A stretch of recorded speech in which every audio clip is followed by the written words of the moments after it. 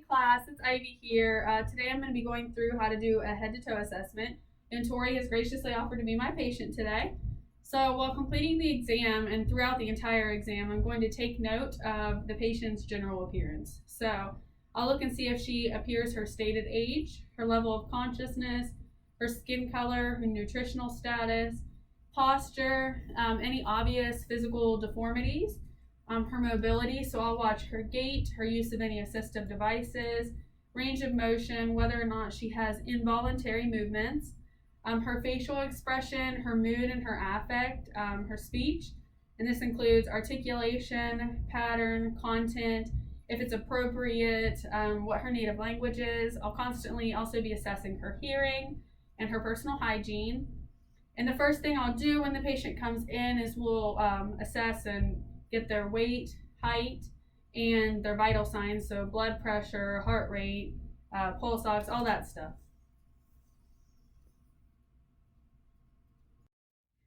All right, so the first part that we're going to examine is the head. So the first thing that I'm going to do is inspect the general pigmentation of her skin.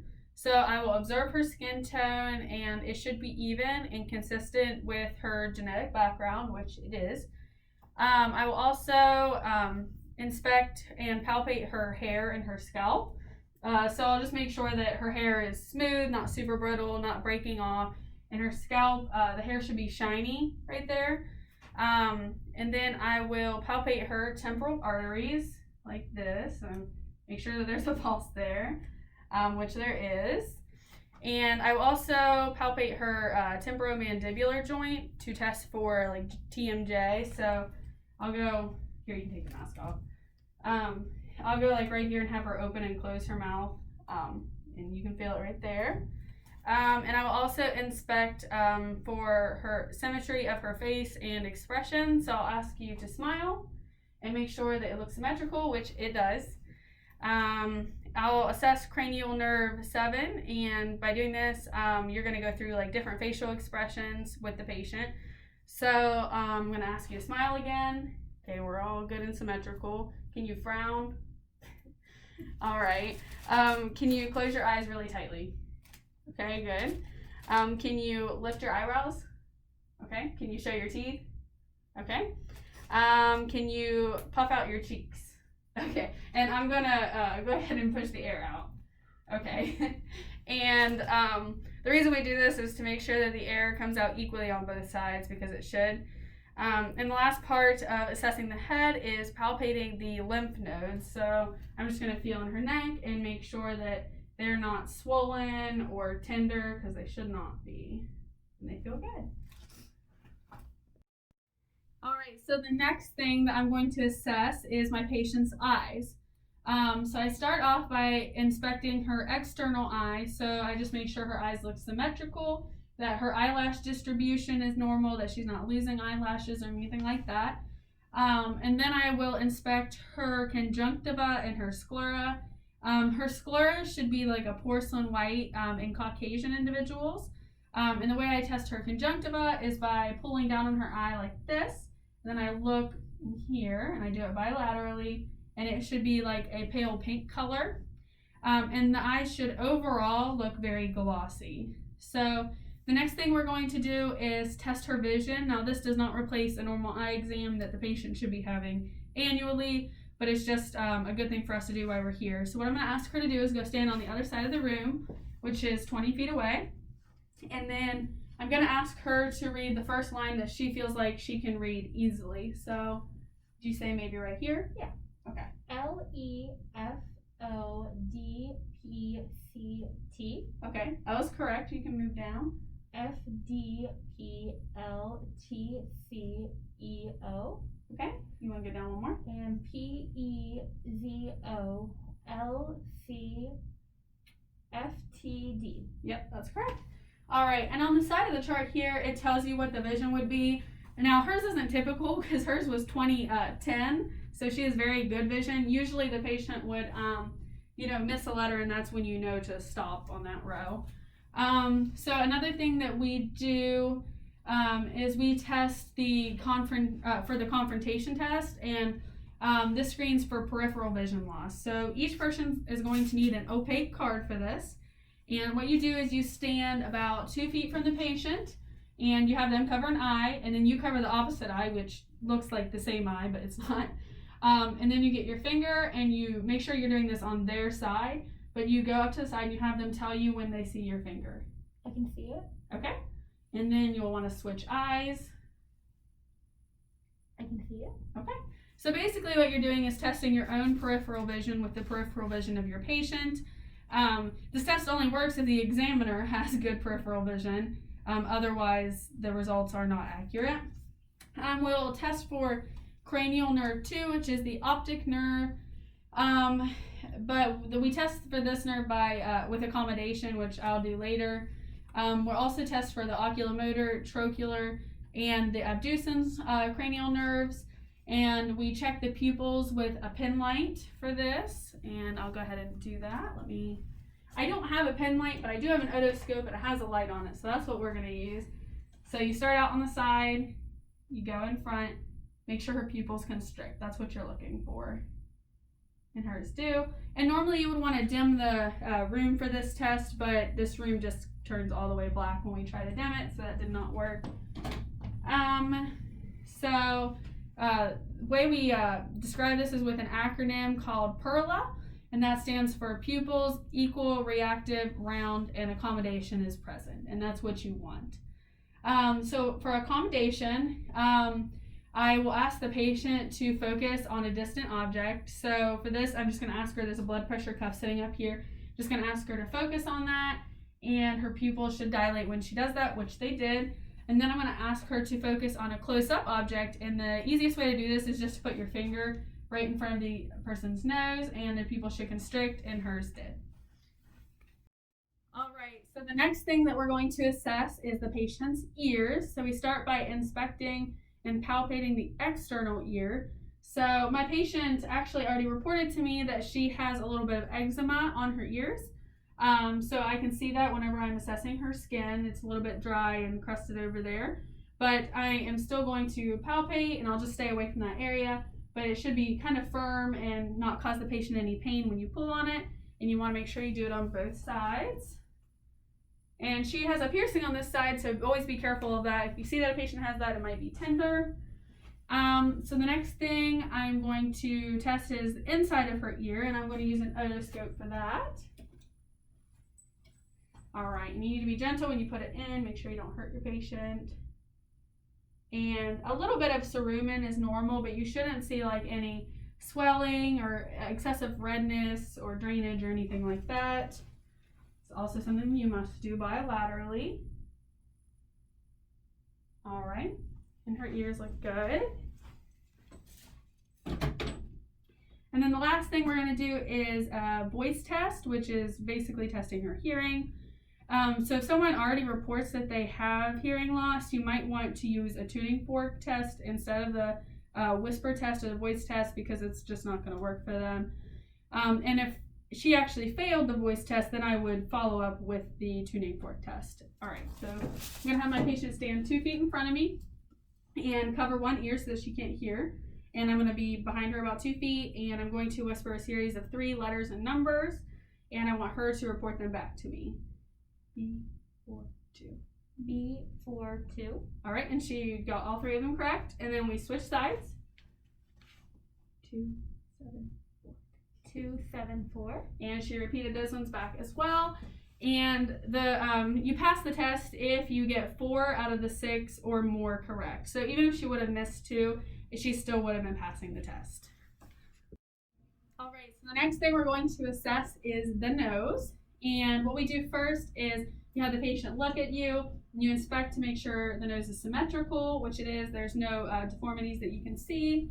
And the next thing we do is assess the patency of her nares. So what you do is you occlude one nostril and then have her try to breathe in and out on the other side, and then occlude the other side, have her do the same. So go ahead and occlude this side. She can breathe fine. Okay. And she's a little stuffed up, so it was a little hard, which is kind of normal for her. And then the last thing that we do is palpate the sinuses. So I'm going to press the frontal sinuses firmly, which is up and over her eyebrows, so right here. And this should cause no pain for her. And then the maxillary sinuses, which are right here, press here, and it should also cause no pain. All right, so the next thing that we're going to assess is the mouth and the throat. So I'm going to start by inspecting my patient's lips. I'm going to inspect for color, moisture, cracking, or any lesions. So how we do this is we retract the lip and we note the inner surface as well. So go ahead and tell them that you're going to pull down on their lip. Look at the inside, and it should be moist and pink, and hers are. And every race should have lips that are a little bit darker or a little bit pinker in pigmentation than their facial tone is. So the next thing we're going to inspect is the mucosa. So I'm going to hold the cheek open with a tongue depressor, and I'm going to check the mucosa for color, nodules, lesions, and it should be pink, smooth, and moist. Right? So I'm going to go ahead and use a light because it makes it a little bit easier to see. Looks good in there. Looks good in there. All right, so the next thing we're going to look at is the tongue. So the tongue should be pink and even. So you just have the patient stick their tongue out. It looks pink and even. Have them move it to the sides, both sides, so you can get a look, the other side, and then underneath. Okay. The next thing we'll look at is her gums. So normally gums look pink with a dotted surface. The gum margins are tight and well defined. So we'll check for swelling, bleeding, or any discolored gums. If you can just smile. Can I see your gums? Yep, and they look good. So we'll also inspect her teeth, and this does not replace a normal dental exam that you would have every 6 months with your dentist, but it's just good for us to note any missing, misplaced, or diseased teeth, and also note whether the patient is wearing dentures or any other dental apparatus. And you don't have dentures or anything, do you? All right, can you smile? All right, do you have any teeth that are bothering you? Okay. We'll look at the glossopharyngeal and the vagus nerves. So what we do for this is we depress the tongue with a tongue blade, and we have the patient say ah. And you should see that the uvula and the soft palate should rise to the midline. Let me grab my tongue depressor here. All right. And then the hypoglossal nerve, we'll have the patient repeat 3 words to us, and their language should be clear and distinct. So your 3 words are light, tight, dynamite. Light, tight, dynamite. Okay.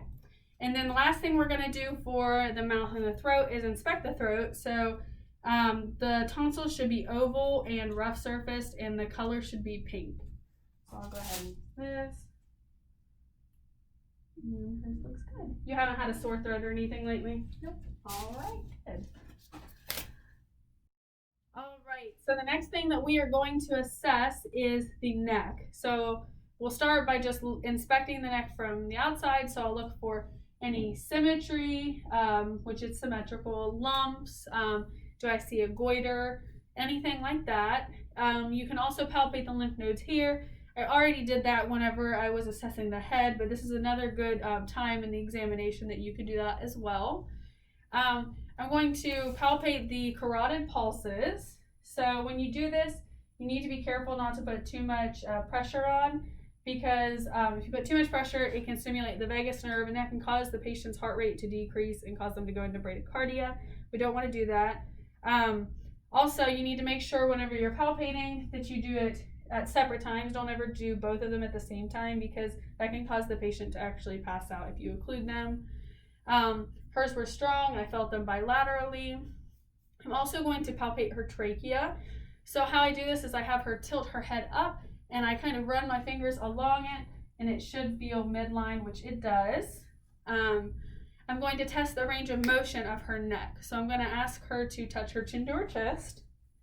And then I'm going to ask her to touch each ear to the corresponding shoulder, which she does great. I'm going to ask her to lift her chin toward the ceiling. Okay. And then I'm going to ask her to turn the chin toward each shoulder, so like the corresponding side. Yep, looks good. We're going to test the spinal accessory cranial nerve.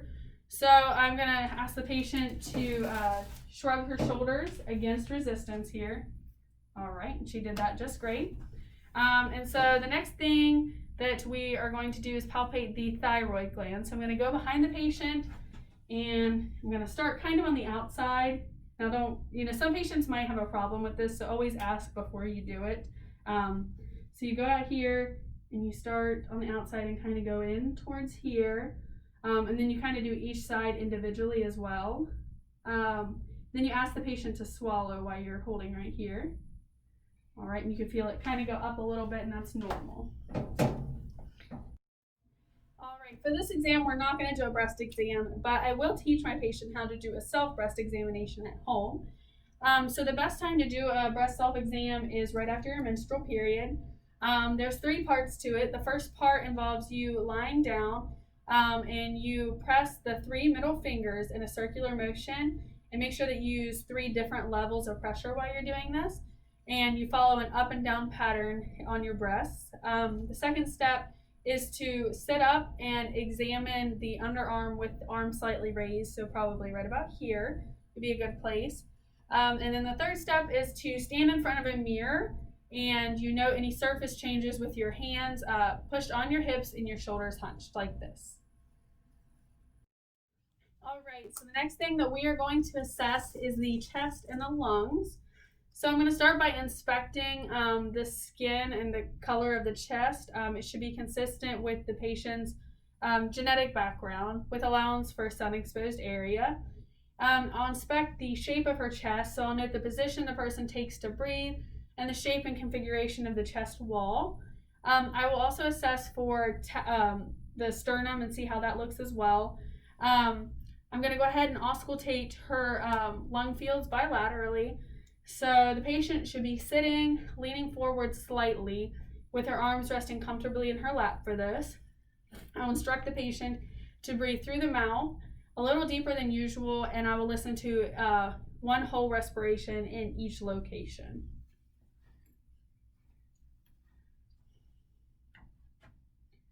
All right, go ahead.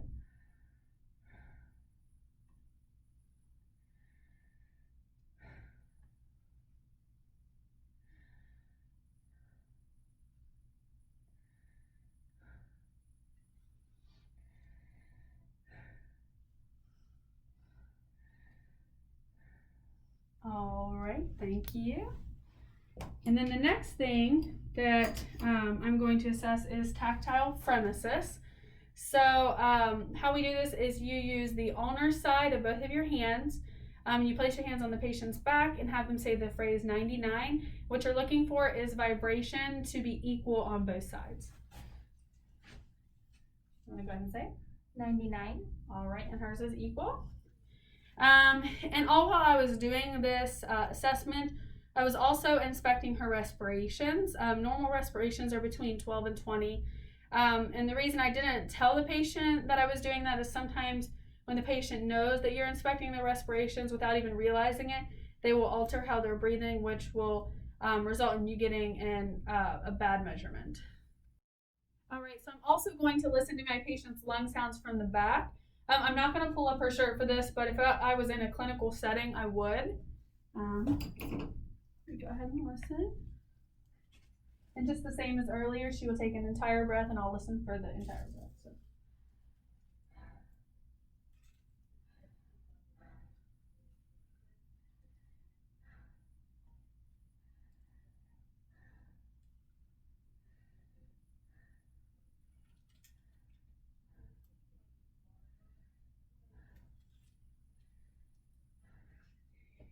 And you would want to be listening for any adventitious lung sounds such as crackles, wheezes, or rhonchi, or anything like that. All right, so the next thing that we are going to assess is the neck vessels and the heart. So the first thing I'm going to do is assess for JVD. So to do this, you need to raise the head of the bed to about 45 degrees, and you just assess and you look and see if you see any jugular vein distension, which I do not with her. I will also inspect her chest wall movements as she is breathing. I'm going to auscultate her heart sounds with the diaphragm and the bell of my stethoscope. which I have right here. The method I use is called the ape to man method. A stands for aortic, P pulmonic, E Erb's point, T tricuspid, and M is mitral. I'm going to explain to you where these are before I start just because it's easier, but the aortic is the right second intercostal space and you just have to feel for it. Pulmonic is the left second intercostal space. Erb's point is the left third intercostal space. Tricuspid is the lower left sternal border at the fourth intercostal space. And then the mitral is the left fifth intercostal medial to the midclavicular line. So I'm going to go ahead and listen.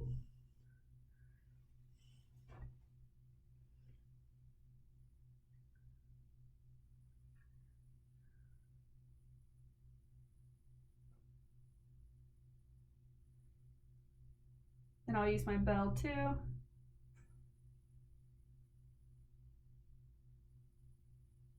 I'll go straight across to the pulmonic.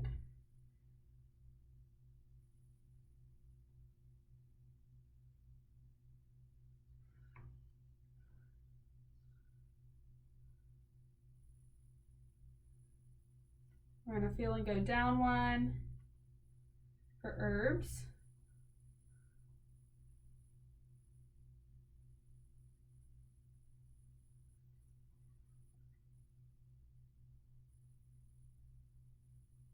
Down one more for tricuspid.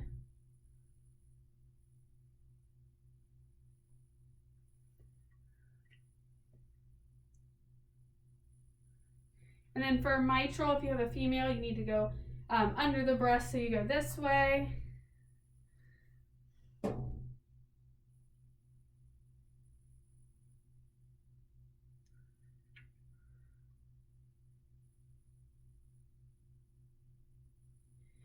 And I would say for my patient, the point of maximal impulse is definitely in the mitral location.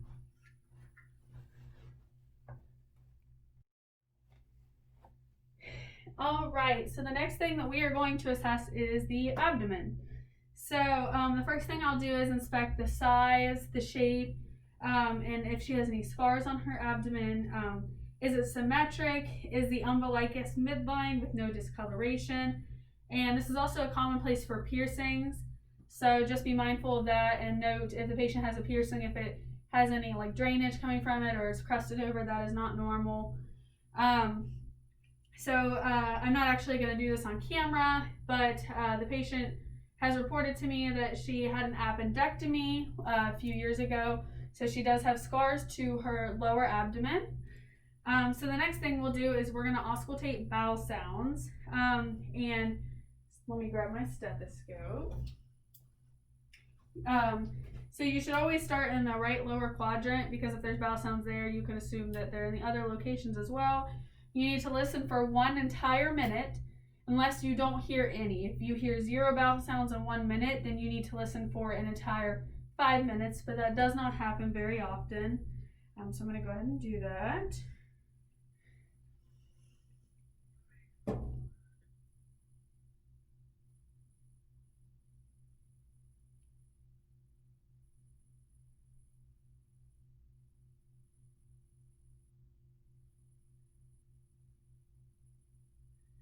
You would want to note if the bowel sounds are hypoactive, normoactive, or hyperactive, or if you heard none. And I would listen for the entirety of a minute. I'm not going to for the video, but I would. And the last thing that you want to do is you want to use light palpation in all the quadrants. I kind of just start in the same place and I move this direction, and I go up and move this direction, and just have the patient tell you if they feel any pain. Any pain?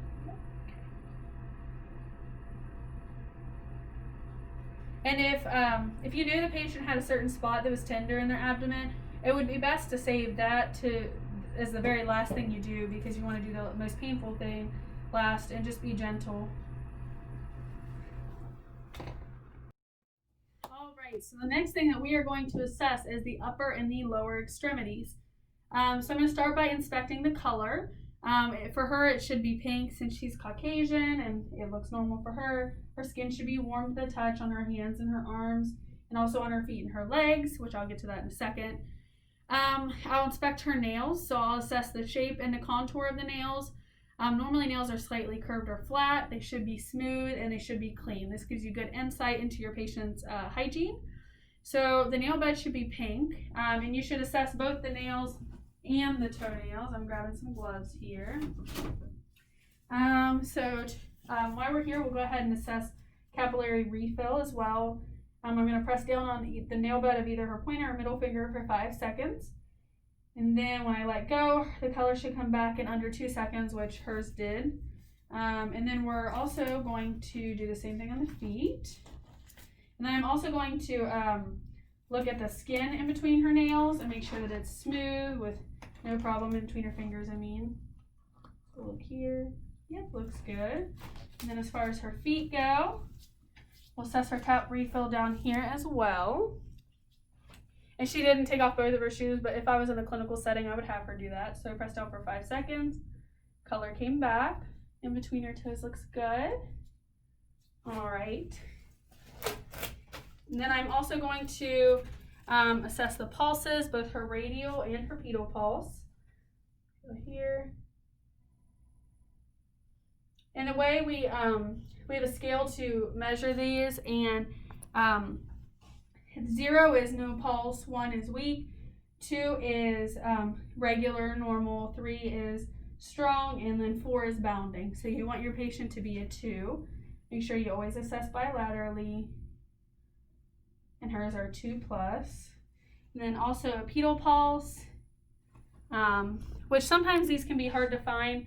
So sometimes you'll have to get a Doppler to find the pedal pulse, but hers is 2+ and strong. It was easy to find here.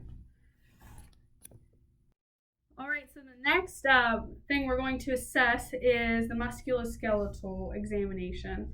So a lot of this examination is testing range of motion.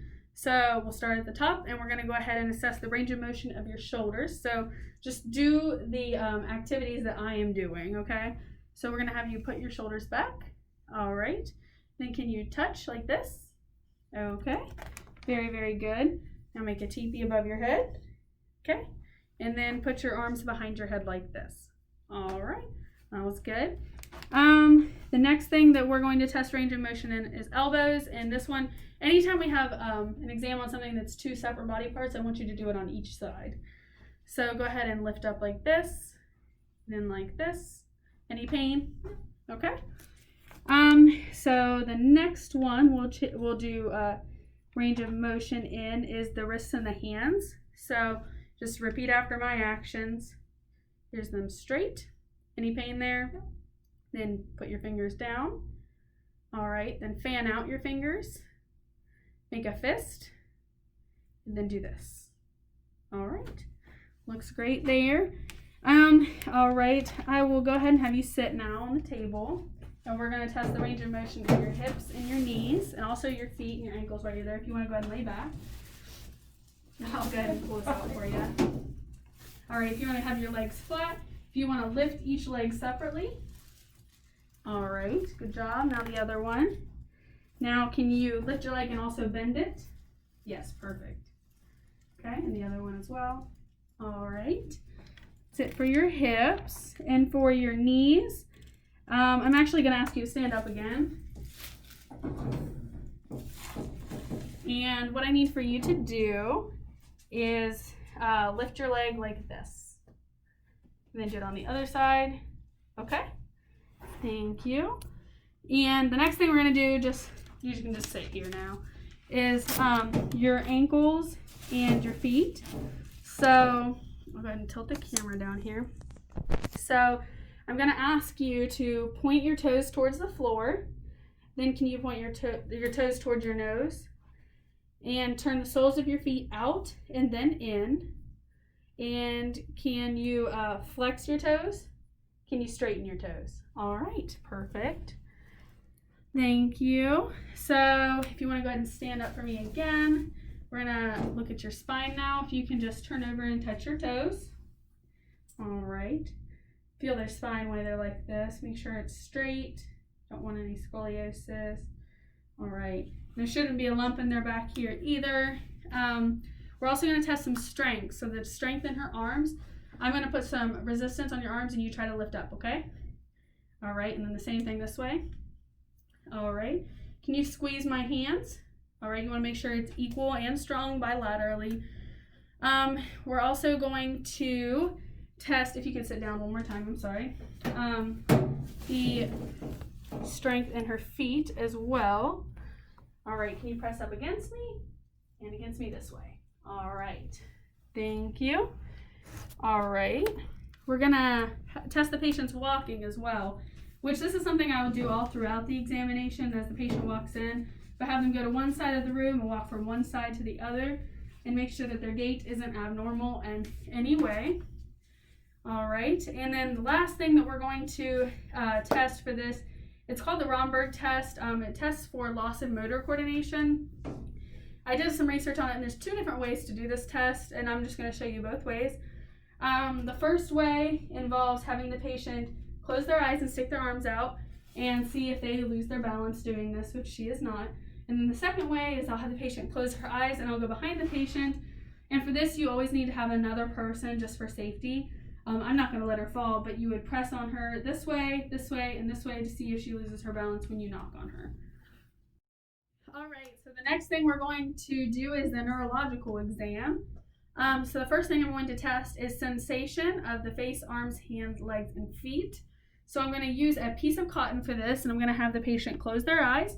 I'm going to touch them in multiple places with this piece of cotton, and I want them to identify when I am touching them.